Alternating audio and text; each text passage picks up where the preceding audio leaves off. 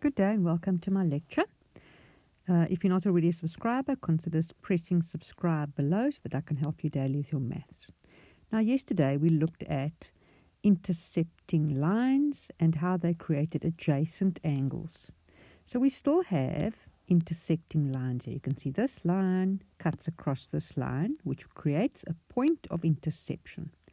So we have other rules, other angles that are special as a result of this point of intersection here, and it's called vertical angles, or also known as vertically opposite angles.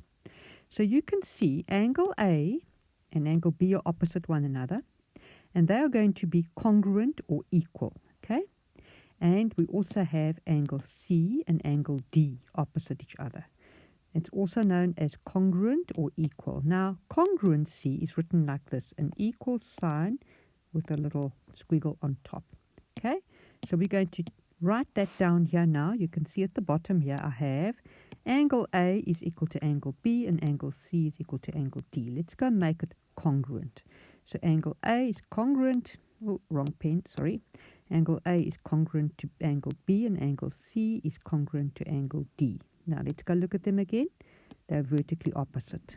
A and B and C and D. Okay, those are created by intercepting lines. Let's look at another example.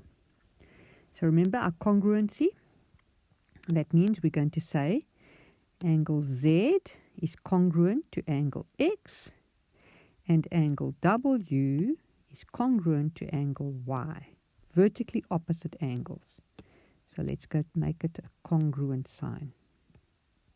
Okay, that's a nice, easy rule to remember in your geometry, and I want you to use it as much as you can to work out unknown angles.